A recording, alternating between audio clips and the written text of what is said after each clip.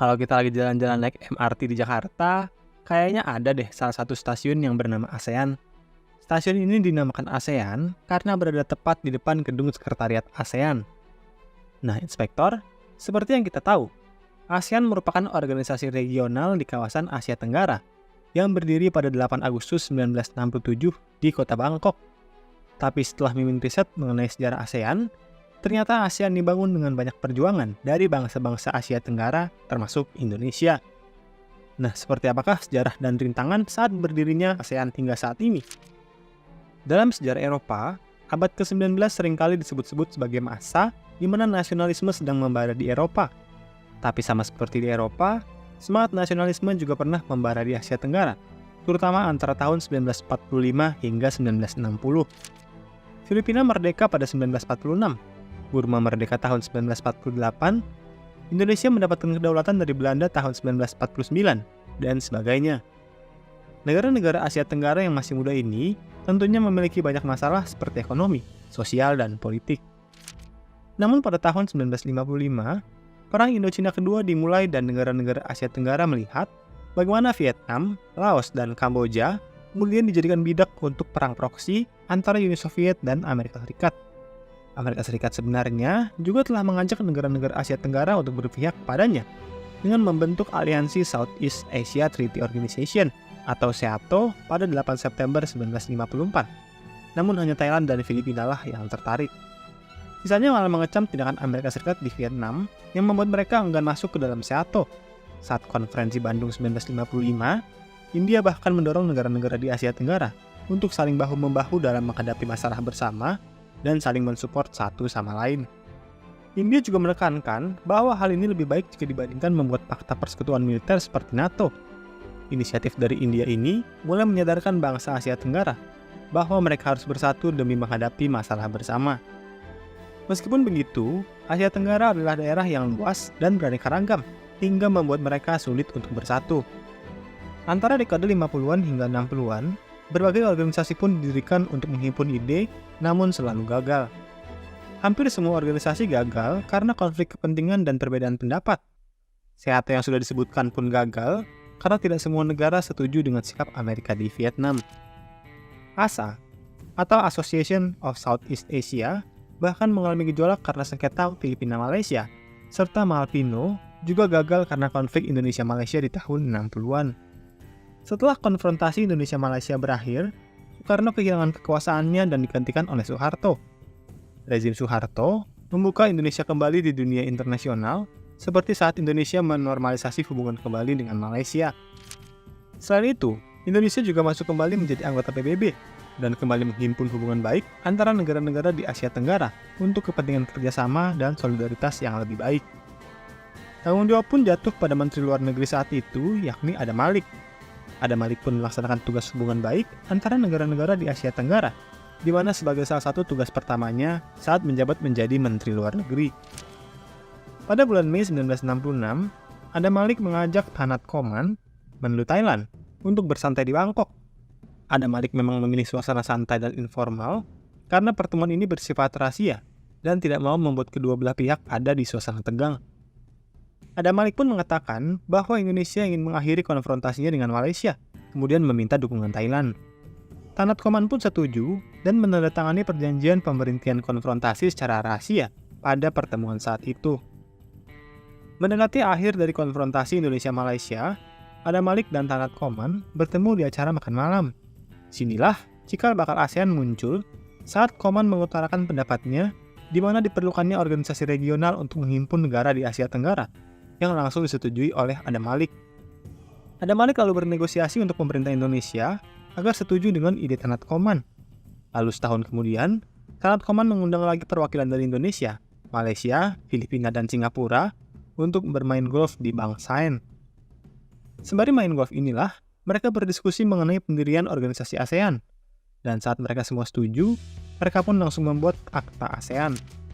Lalu mereka kembali ke Bangkok dan menandatangani perjanjian deklarasi ASEAN pada 8 Agustus 1967 dan menandakan berdirinya organisasi ASEAN secara resmi. Deklarasi ASEAN merupakan momen bersejarah bagi ASEAN serta negara-negara di Asia Tenggara. Untuk pertama kalinya, organisasi yang benar-benar bisa menghimpun negara-negara di Asia Tenggara pun berdiri juga. Tidak seperti organisasi-organisasi pendulu seperti ASA, Mavindo, dan lain-lain, kini saat deklarasi ASEAN 1967, kelima negara mencapai kesepakatan bahwa negara-negara di Asia Tenggara harus netral demi perkembangan nasional mereka. Hal ini juga didasari atas rasa persaudaraan, bahwa mereka semua merupakan negara muda yang pernah menjadi koloni atau mendapat pengaruh dari negara lain. Thailand, meskipun tidak pernah dijajah secara teknis, namun mereka tetap mendapatkan pengaruh dan tekanan dari bangsa lain seperti Inggris, Prancis, dan Jepang. Maka dari itu, mereka semua percaya bahwa dengan minimnya pengaruh asing dan netralitas, negara-negara Asia Tenggara akan lebih baik dan bisa fokus pada perkembangan nasional negara mereka. Pada awal pendiriannya, ASEAN masih tidak stabil dan masih kurang efektif. Hal ini didasarkan pada fakta karena kondisi Asia Tenggara yang masih merupakan hot zone saat Perang Dingin di dekade 70-an. ASEAN pun sangat berhati-hati pada saat itu karena masih terjadi Perang Vietnam. Perang Vietnam yang masih sangat panas membuat Amerika mengawasi gerak-gerik setiap negara. Kalau macam-macam, contohnya ngeritik Vietnam, bisa langsung ditarget sama si Amerika. Belum lagi Thailand dan Filipina, yang masih merupakan anggota SEATO dan secara teknis masih bersekutu dengan Amerika Serikat. Namun di tahun 1975, Vietnam Utara memenangkan Perang Vietnam dan menendang Amerika dari wilayahnya. Organisasi SEATO pun ambruk, yang membuat ASEAN pun menjadi lebih berani terlibat di Asia Tenggara, bukan hanya di kalangan 5 negara pendiri. Pada tahun 1976, KTT ASEAN untuk pertama kalinya digelar di Bali. Dalam KTT ASEAN pertama ini, para negara-negara anggota sepakat bahwa ASEAN bisa mulai membangun relasi dan menerima negara-negara di luar wilayah Asia Tenggara untuk kedepannya. Hingga sekarang, hanya Papua New Guinea yang sempat tertarik masuk ASEAN di tahun 1989, meskipun mereka berada di bagian benua Australia dan bukan Asia Tenggara. ASEAN juga lebih terbuka dengan negara-negara di luar ASEAN, seperti Jepang, yang ikut serta dalam KTT ASEAN 1977 di Kuala Lumpur. Jepang juga menunjukkan ketertarikannya menjalin hubungan dengan ASEAN, dan Brunei Darussalam menjadi negara pertama di luar negara pendiri yang tergabung pada ASEAN pada tahun 1984. Negara-negara bekas Indochina, terutama Vietnam, belum direstui oleh negara-negara ASEAN untuk masuk ke dalam ASEAN. Negara-negara di Indochina pada saat itu baru saja selesai dari Perang Indochina Kedua, yang membuat politik dan ekonomi mereka belum stabil. Selain itu, RRC yang berbatasan langsung dengan mereka, ditambah Pol Pot di Kamboja, makin membuat negara ASEAN menjadi was-was. ASEAN pun mendapatkan ujian besar pertama mereka ketika Vietnam menginvasi Kamboja di bawah rezim Pol Pot.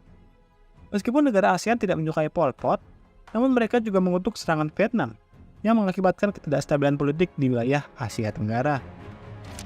Runtuhan Uni Soviet serta berakhirnya Perang Dingin pada 1991 membuat angin segar bagi ASEAN dan negara-negara di Asia Tenggara.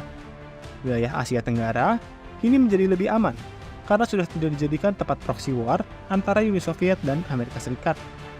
Fakta ini juga membuat peluang terbuka bagi negara-negara ex-Indochina untuk bergabung ke dalam ASEAN, yang membuat ASEAN menjadi lebih besar dan lebih kuat. Semua negara ex-Indochina pun masuk ke ASEAN di dekade 90-an, yakni Vietnam tahun 1995, Laos pada 1997, serta Kamboja pada 1999. Myanmar juga masuk ke ASEAN pada 1995, yang kini membuat anggota ASEAN menjadi 10 negara. Di era modern, ASEAN terbilang sukses menghimpun negara-negara Asia Tenggara untuk bekerjasama di berbagai bidang.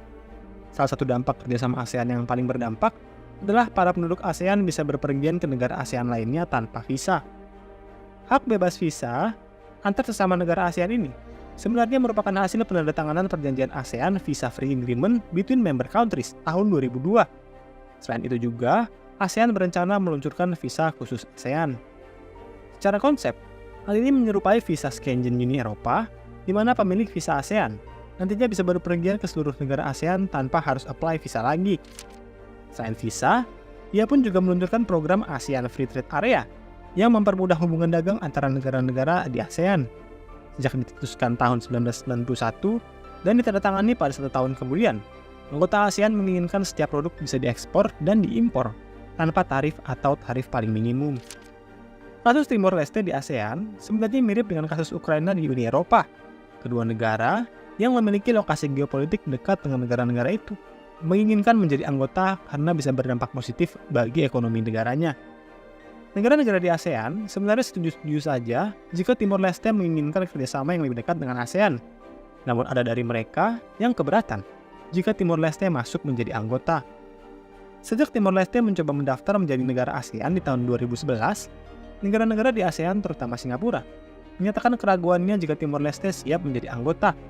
Singapura merasa Timor Leste berpotensi menjadi beban ASEAN karena ekonominya masih rata-rata di bawah negara ASEAN kecuali Myanmar. Selain itu, ada masalah lainnya, seperti infrastruktur dan SDM yang belum memadai. Di sisi lain, pemerintahan Indonesia di bawah pimpinan Pak D. Joko Widodo ikut mendorong negara-negara ASEAN lainnya untuk memasukkan Timor Leste menjadi salah satu anggota.